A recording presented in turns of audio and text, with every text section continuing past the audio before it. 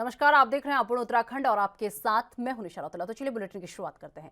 उत्तराखंड के मुख्यमंत्री पुष्कर सिंह धामी ने ऐलान किया है कि वे कॉमन सिविल कोड का ड्राफ्ट तैयार करने के लिए वे जल्द ही एक कमेटी बनाएंगे। उन्होंने ये भी कहा कि हम चाहते हैं कि देश के अन्य राज्य भी अपने यहां कॉमन सिविल कोड लागू करें। उत्तराखंड के मुख्यमंत्री पुष्कर सिंह धामी रविवार को दिल्ली के चाणक्यपुरी में आयोजित एक कार्यक्रम में बोल रहे थे। उन्होंने कहा कि प्रधानमंत्री नरेंद्र मोदी के नेतृत्व में उत्तराखंड का चहुमुखी विकास हो रहा है। हमारी ये कोशिश है कि आने वाले समय में उत्तराखंड हर मायने में देश के श्रेष्ठ राज्यों में से एक में शामिल हो। और उत्तराखंड में लॉ एंड ऑर्डर की स्थिति को लेकर मुख्यमंत्री धामी ने कहा कि कानून तोड़ने वालों के खिलाफ प्रदेश की पुलिस सख्त कार्रवाई कर रही है और अपराधियों के लिए उत्तराखंड में कोई जगह नहीं है। उन्होंने कहा कि दूसरी बार उत्तराखंड के सीएम पद की शपथ लेने के बाद पुलिस एक स्पेशल ड्राइव चला रही है। इसके तहत लोगों का फिर से वेरिफिकेशन किया जा रहा है। सीएम धामी ने कहा कि हम धर्मांतरण के कानून को और अधिक सख्त बनाने की दिशा में भी कार्य कर रहे हैं। और उन्होंने कहा कि उत्तराखंड देवभूमि है, ये आत्म धर्म और संस्कृति का केंद्र है।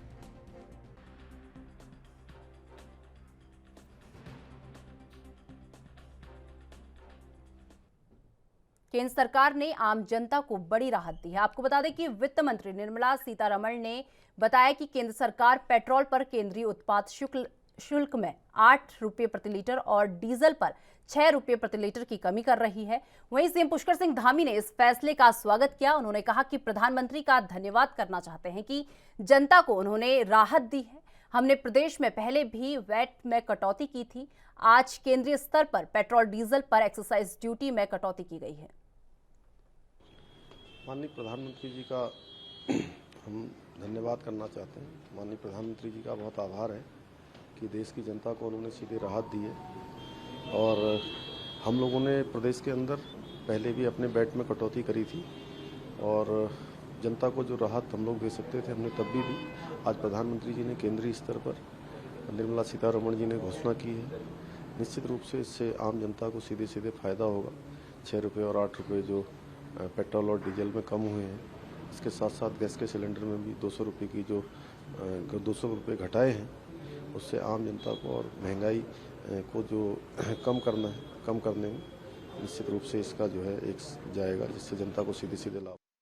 बीजेपी के राष्ट्रीय प्रवक्ता और राज्यसभा सांसद सुधांशु त्रिवेदी देहरादून पहुंचे, जहां पर उन्होंने केंद्र सरकार द्वारा पेट्रोल और डीजल के दामों में की जा रही कटौती को लेकर बात करते हुए कहा कि केंद्र सरकार ने आम लोगों को राहत देने के लिए एक बड़ा फैसला लिया है और इस फैसले के तहत अब जल्द ही देश भर में केंद्र सरकार द्वारा पेट्रोल और डीजल के दामों में कटौती की जाएगी। जहां पेट्रोल की कीमतों में केंद्र सरकार 9.50 रुपये की छूट देने जा रही है, तो वहीं डीजल में 7 रुपये की छूट दी जाएगी।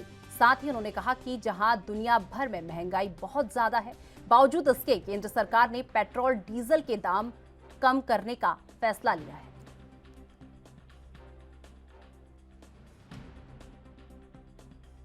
दुनिया एक बहुत बड़ी आर्थिक संकट से जूझ रही है। भारत में रेट ऑफ इन्फ्लेशन 7.5% के आसपास है। और इतना ही नहीं, आप देख रहे हैं श्रीलंका में क्या स्थिति है, पाकिस्तान में क्या स्थिति है, पूरे यूरोप में महंगाई बढ़ी हुई है। इंग्लैंड में 10% के आसपास है। अमेरिका से हम लौट के आए, अभी फूड इन्फ्लेशन 9.5% के आसपास है। तो इस दुर्धर्ष परिस्थिति में भी जनता को कैसे राहत दी जा सके, प्रधानमंत्री श्री नरेंद्र मोदी जी ने बहुत उदारता के साथ यह परिचय दिया है। चूंकि अब 2014 अक्टूबर उत्तराखंड में चारधाम यात्रा के लिए देश विदेश से अब तक लाखों श्रद्धालु पहुंच चुके हैं। आपको बता दें कि खास बात यह है कि प्रदेश से आ रहे श्रद्धालुओं की ना तो कोई कोविड जांच हो रही है और ना ही कोरोना नियमों का भी पालन होता हुआ दिखाई दे रहा है। यात्रा के दौरान कोरोना की चर्चा इसलिए हो रही है क्योंकि स्वास्थ्य विभाग ने यात्रा पर आने वाले श्रद्धालुओं में कोरोना होने की पुष्टि की है। महकमे में इस खुलासे के बाद हड़कंप मच गया है और ऐसा इसलिए क्योंकि यात्रा में विभिन्न जगहों से श्रद्धालु पहुंच रहे हैं और भारी भीड़ में कोरोना का प्रसार होने की संभावना बेहद ज्यादा है। तो आपको बता दें कि उत्तराखंड में चारधाम यात्रा के लिए देश विदेश से अब तक लाखों श्रद्धालु उत्तराखंड पहुंच चुके हैं और इसी के साथ खास बात यह है कि प्रदेश में आ रहे श्रद्धालुओं की ना तो कोई कोविड जांच हो रही है और ना ही कोरोना नियमों का भी कोई पालन होते हुए यहां पर दिखाई दे रहा है।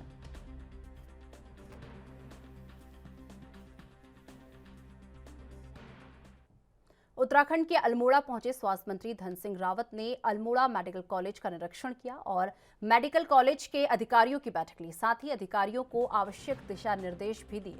यहां पहुंचने पर उन्होंने कहा कि अल्मोड़ा मेडिकल कॉलेज की शुरुआत हो गई है और मेडिकल के छात्रों की क्लासेस शुरू हो गई हैं।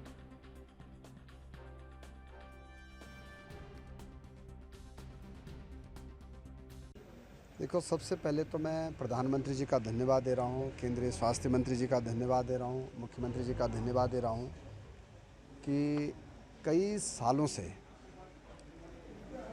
ये कयास लगा रहे जा रहे थे कि भाई मेडिकल कॉलेज अल्मोड़ा को रन किया जाए, लेकिन हमारी सरकार ने अब इसको शुरू कर दिया है। बच्चों के एडमिशन हो गए हैं, 100 बच्चों के एडमिशन हो गए और पहला बैच शुरू हो गया। तो पहले तो आप लोगों को धन्यवाद देना चाहिए था कि बहुत सालों के बाद ये काम शुरू हुआ है और फैकल्टी की भी जितनी जरूरत।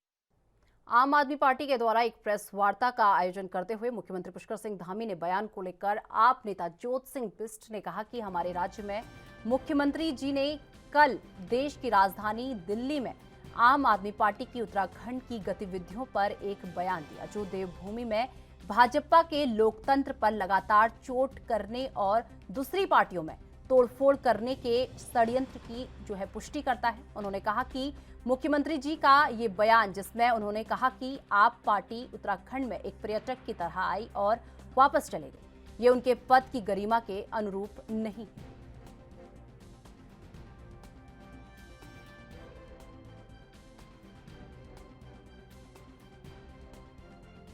बयान देकर के आम आदमी पार्टी के बारे में जो कहा वो निंदनीय बयान है, गैर जिम्मेदाराना बयान है। उन्होंने जिस तरह से कहा कि आम आदमी पार्टी 2022 के विधानसभा चुनाव में पर्यटकों की तरह आकर के घूम करके वापस चलेगी और दोबारा ये यहाँ पर जन्म नहीं ले सकती है। तो ये जो बयान है लोकतंत्र पर चोट करने वाला बयान है। ये बयान ये बताता है कि भारतीय जनता पार्टी किसी दूसरी पार्टी को बर्दाश्त नहीं करती और वो तोड़ फोड़ का काम करती है। जिस तरह से उन्होंने कहा कि 400 लोगों ने, जबकि लिस्ट जो एक जारी हुई है उसमें 300 कुछ लोग हैं। मुख्यमंत्री जी ने कहा कि 400 लोगों ने पार्टी छोड़ी। मुख्यमंत्री जी ने कहा कि 30-40 लोगों ने जो चुनाव लड़े उन्होंने पार्टी छोड़ी। हम लिस्ट दिखा रहे हैं कि इस लिस्ट में मात्र 12 आदमी ऐसे हैं जिन्होंने चुनाव लड़ा और वो हम हमारे साथ छोड़ करके जा रहे हैं। तो मुख्यमंत्री झूठ बोल रहे हैं। जो लिस्ट जारी हुई, जिन्होंने वो लिस्ट जारी की वो झूठ बोल रहे हैं। उस लिस्ट में 14 नाम ऐसे हैं जो आम आदमी पार्टी के सदस्य थे। उसके अलावा जो बाकी नाम हैं वो कभी आम आदमी पार्टी के सदस्य नहीं रहे। तो इस ढंग के फर्जी बयान देकर के लोग क्या साबित करना चाहते हैं हमारी समझ में नहीं आया। मुख्यमंत्री जी की जो जिम्मेदारी है वो लोगों की काट चुगली करना नहीं है, उनका जिम्मेदारी है। हाल ही में हुए 5 राज्यों के विधानसभा चुनाव में भारतीय जनता पार्टी के प्रदर्शन पर जयपुर में हुई राष्ट्रीय पदाधिकारियों की बैठक में हुई चर्चाओं पर उत्तराखंड से भाजपा के राज्यसभा सांसद नरेश बंसल ने कहा कि पार्टी ने हाल ही में हुए विधानसभा चुनाव में जो ऐतिहासिक प्रदर्शन किया है वो देश के प्रधानमंत्री नरेंद्र मोदी का देश की जनता के प्रति प्यार और उनके द्वारा देशवासियों के लिए चलाई जा रही जन कल्याणकारी योजनाओं पर जनता का भरोसा है। राज्यसभा सांसद नरेश बंसल ने कहा कि जिन 5 राज्यों में चुनाव हुए थे उनमें से 4 राज्यों में भाजपा को फायदा हुआ और भाजपा ने वहां अपनी सरकार भी बनाई है, जबकि पंजाब में भी पार्टी को किसी तरह का कोई भी नुकसान नहीं हुआ है। उन्होंने कहा कि भाजपा ने पिछले कई चुनाव में ओपिनियन पोल को भी फेल कर दिया था। वक्तव्य के माध्यम से हमने आपके सामने भी रखा है कि प्रधानमंत्री जी के नेतृत्व में जिस प्रकार से वर्तमान राजनीति के मिथक टूटे हैं, जैसे उत्तराखंड में मिथक था कि एक बार सरकार एक दल की बनती है, दूसरी बार दूसरे दल की बनती है, वह मिथक टूटा है और हमने दोबारा से प्रचंड बहुमत से यहाँ सरकार बनाई है। इसी प्रकार से उत्तर प्रदेश में 37 साल के बाद किसी दल ने दोबारा सरकार बनाई है, तो वो मोदी जी के नेतृत्व में हमने वो सरकार बनाई है। इतना ही नहीं, आज़ादी के बाद से 55 सालों तक उत्तर प्रदेश में शासन करने वाली कांग्रेस कि अधिकांश उम्मीदवारों की जमानत जब उत्तर प्रदेश में हुई है और 19 जिलों में तो किसी भी दल का खाता नहीं खुला है। इसी प्रकार से उत्तराखंड के अंदर भी आम आदमी पार्टी के 70 में से 68 उम्मीदवारों की जमानतें जब्त हुई हैं। इसी प्रकार गोवा में हमने मत प्रतिशत बढ़ाया है, मणिपुर में मत प्रतिशत बढ़ाया है। चारों राज्यों में हमने दोबारा सरकारें बनाई। उत्तराखंड के देहरादून में प्रसिद्ध पर्यावरणविद और पद्म विभूषित सुंदरलाल बहुगुणा की प्रथम पुण्यतिथि के अवसर पर पद्म विभूषित सुंदरलाल बहुगुणा स्मृति सम्मान का और पुस्तक विमोचन किया गया। और आपको बता दें कि सुंदरलाल बहुगुणा के आदर्शों और उनके कार्यों का आधार बनाकर उनकी स्मृति में हिमालय प्रहारी नाम से उन्हें सम्मान दिया गया। और ये सम्मान इस वर्ष प्रसिद्ध पर्यावरणविद और जमनालाल बजाज पुरस्कार से सम्मानित धूम सिंह नेगी को दिया गया है। कार्यक्रम की मुख्य अतिथि गांधी की पुत्री तारा गांधी भट्टाचार्य और कार्यक्रम की अध्यक्षता बहुगुणा की पत्नी विमला बहुगुणा ने की।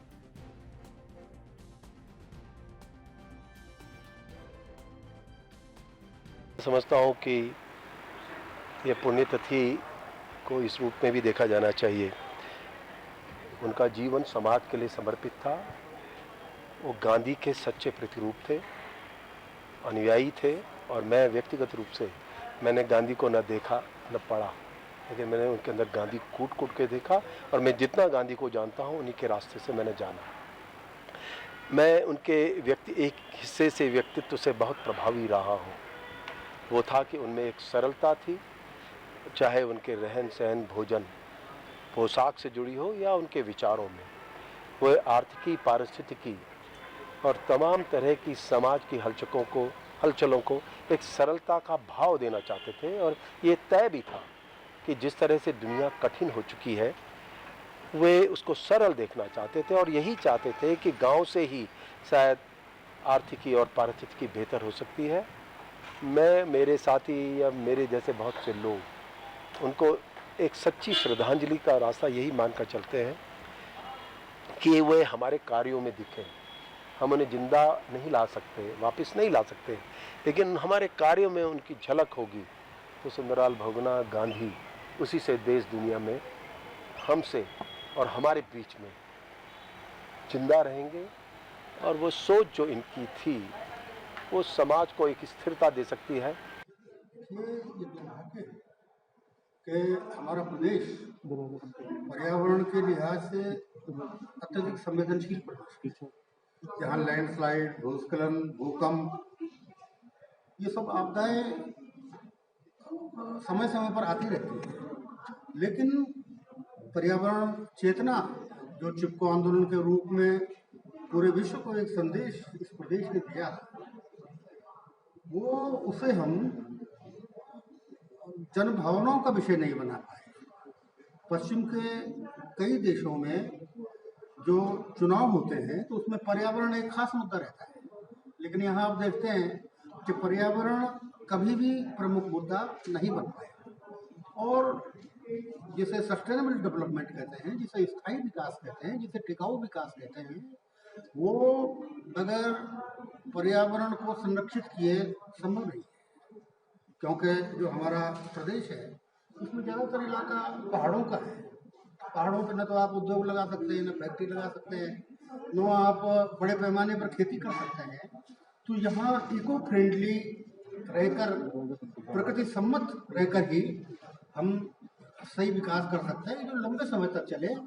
और इसका एकमात्र विकल्प मैं जो समझता हूँ वो वृक्ष खेती है, ट्री फार्मिंग, कि जिससे हमारा पर्यावरण बचेगा, हमारा पानी संरक्षित होगा और हमारा जो उत्तराखंड में शराब ओवर रेटिंग के मामले दिन प्रतिदिन बढ़ते जा रहे हैं, जिसको लेकर आबकारी आयुक्त हरिचंद्र सेमवाल एक्शन मूड पर आ गए हैं। और इसी के साथ मीडिया से रूबरू होते हुए सेमवाल बोले कि अगर ओवर रेटिंग की गई और इस पर सख्त कार्रवाई की जाएगी। दूसरी ओर उन्होंने उपभोक्ताओं को भी ये सलाह देते हुए नजर आए कि अगर कोई शराब की दुकान में ओवर रेटिंग करता पाया जाता है तो उपभोक्ता को उसकी शिकायत करनी चाहिए। उन्होंने ये अपील की कि जनमानस की भागीदारी के बिना ओवर रेटिंग के मामलों को रोक पाना मुमकिन नहीं है।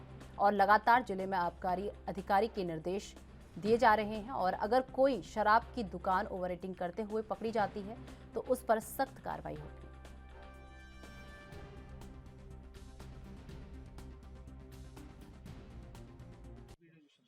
सर ओवर रेटिंग का मामला भी चल रहा है सर, उसको लेकर लगातार निर्देश दिए जा रहे हैं सर, क्या कुछ नया है अब कि जिससे इससे जो पूरा प्रकरण है उस पर लगाम लगाई जाए?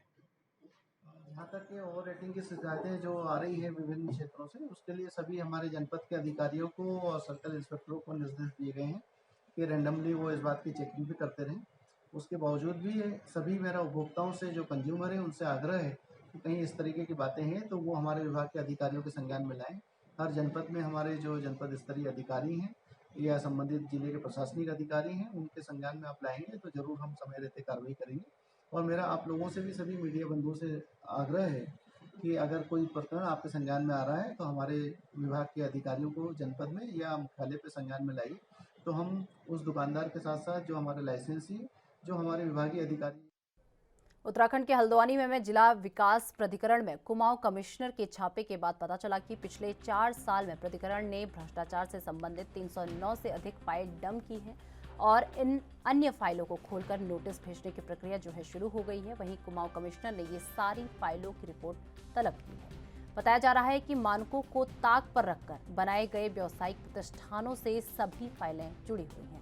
इसे लेकर अब कमिश्नर दीपक रावत ने जिला विकास प्राधिकरण के सचिव और संयुक्त सचिव से स्पष्टीकरण मांगा है।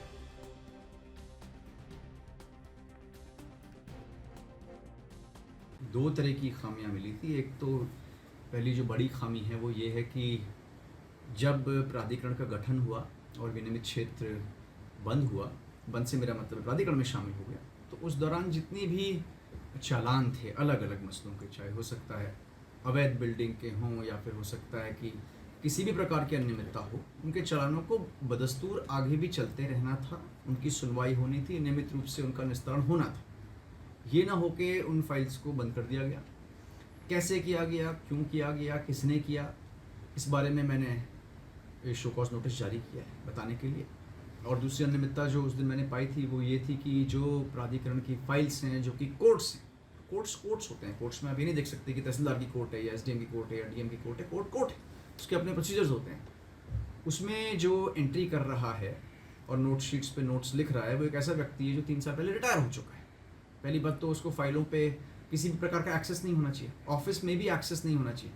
एज अ शिकायतकर्ता वो जरूर आ सकता है, लेकिन एज अ कर्मचारी वो ऑफिस में नहीं आ सकता। हमारी फाइल्स उसकी कस्टडी में हैं, उसमें वो छेड़छाड़ कर रहा है, उसमें जो लिख रहा है, जो कि बहुत ही गैर जिम्मेदाराना एक तरह से कृत्य है। मैंने सभी डीएम्स को इस संबंध में लिखा भी है, कहीं पे ऐसा हो रहा हो तो उसको चेक करवाएं और ऐसी बैड प्रैक्टिसेस कहीं पे हैं तो उनको ख़त्म करें। सर, इस मामले में भी मैंने शो कॉज नोटिस दिया। सर, उनकी तनख्वाह भी इधर उधर से दी जा रही है, आउटसोर्स से उसको। मुझे ये बताया गया उन्हीं के द्वारा जिनको रखा गया है कि उनकी जो सैलरी है वो जेईज कंट्रीब्यूट करके दे रहे हैं, कैसे कर रहे हैं। मैंने इसका भी स्पष्टीकरण पूछा है कि कौन सा मद है, कौन से।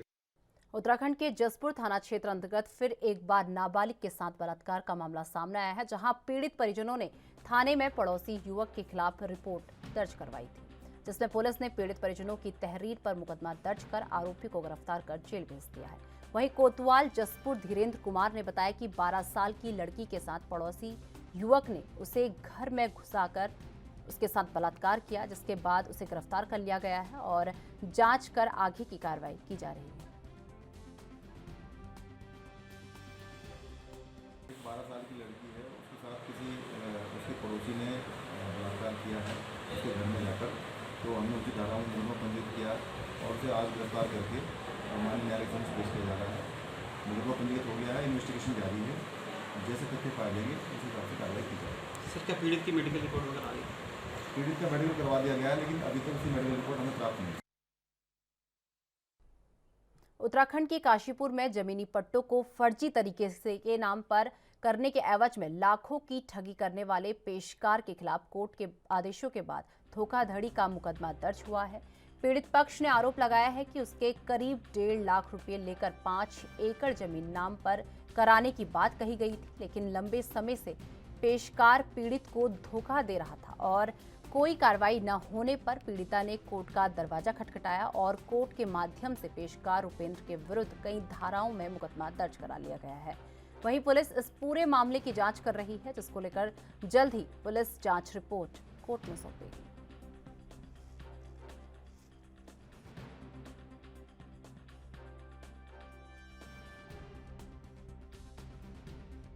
माध्यम से 156(3) सीआरपीसी के तहत हमारे पास एक प्रार्थना पत्र आया है, जिसमें चकबंदी कार्यालय में मौजूद एक कर्मचारी द्वारा वादी के साथ में करीब 1.5 लाख रुपए की धोखाधड़ी की गई है। उसके द्वारा आरोप लगाए गए हैं कि किसी पट्टे की ज़मीन को नाम कराने के नाम पर उसके द्वारा पैसे लिए गए। तो माननीय न्यायालय के आदेश से इसमें 156(3) के तहत मुकदमा पंजीकृत हो। उधम सिंह नगर में किच्छा में नशे के खिलाफ चलाए जा रहे अभियान के तहत पुलिस ने उत्तर प्रदेश निवासी एक आरोपी को नशे के इंजेक्शन और दवाइयों के साथ गिरफ्तार कर लिया है। आपको बता दें कि पुलिस ने आरोपी के खिलाफ रिपोर्ट दर्ज कर कार्रवाई शुरू कर दी है। पुलिस क्षेत्राधिकारी ओम प्रकाश शर्मा और किच्छा कोतवाली प्रभारी अशोक कुमार सिंह के नेतृत्व में पुलिस ने नशीली दवाइयों की तस्करी कर रहे उत्तर प्रदेश निवासी एक आरोपी को गिरफ्तार कर लिया है। किच्छा पुलिस ने सूचना के आधार पर थाना शीशगढ़ जिला बरेली उत्तर प्रदेश निवासी इफ्तिकार अहमद के नाम के आरोपी को हिरासत में ले लिया है और पुलिस ने पकड़े गए आरोपी इफ्तिकार अहमद के पास से 1020 नशे की गोलियां, 132 इंजेक्शन और 200 कैप्सूल बरामद किए। तो आपको बता दें कि उधम सिंह नगर के किच्छा में नशे के खिलाफ चलाए जा रहे अभियान के तहत पुलिस ने उत्तर प्रदेश निवासी एक आरोपी को नशे के इंजेक्शन और दवाइयों के साथ गिरफ्तार कर लिया है। और इसी के साथ आपको बता दें कि पुलिस ने आरोपी के खिलाफ रिपोर्ट दर्ज कर कार्रवाई शुरू कर दी है।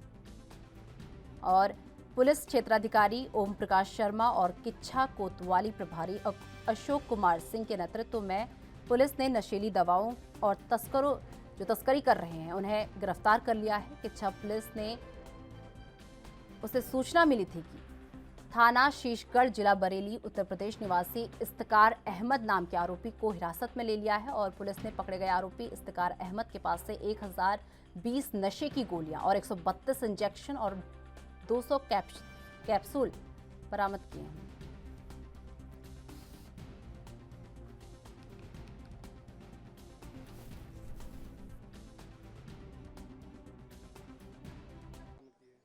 नशे की बढ़ती प्रवृत्ति को देखते हुए इस पर पुलिस के द्वारा दो तरह से कार्रवाई की जा रही है। एक जागरूकता अभियान चला करके इसकी डिमांड को कम किया जा रहा है और साथ में इसकी सप्लाई चेन को तोड़ने का काम किया जा रहा है। तो इसी में हमारी टीम काफ़ी समय से लगी हुई थी। तो इसमें कोतवाली इंस्पेक्टर और एसएसआई किच्छा के नेतृत्व में इनको एक बड़ी सफलता मिली, जिसमें एक नशे के बड़े तस्कर को हम लोगों ने गिरफ्तार किया है, जिसके पास से बड़ी मात्रा में नशीली इंजेक्शन, कैप्सूल और टैबलेट की खेप मिली है। इसमें लगभग 122 इंजेक्शन है, 1000 से अधिक इसमें टैबलेट्स हैं और लगभग 200 कैप्सूल हैं इसमें।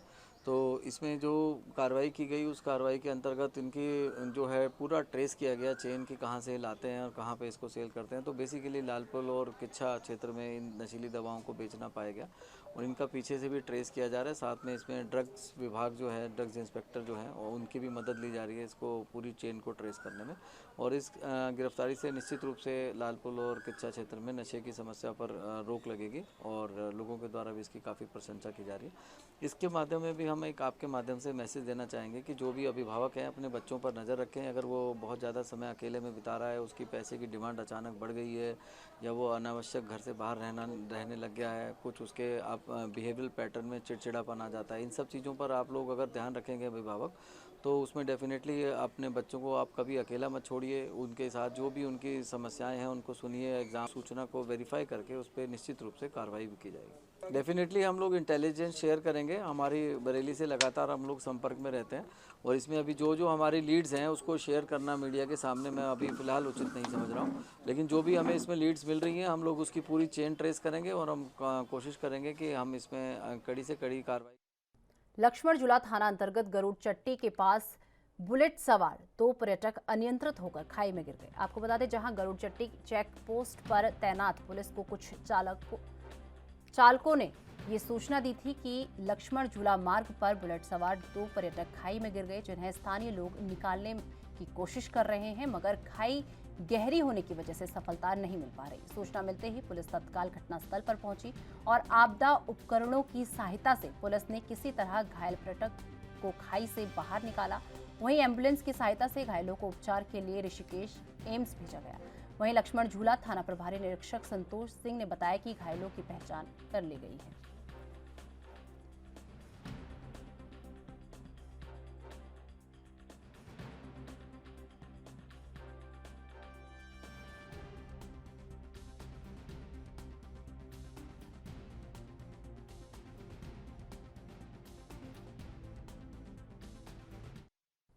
तो फिलहाल अपन उत्तराखंड में बस इतना ही। मुझे दीजिए इजाजत। नमस्कार।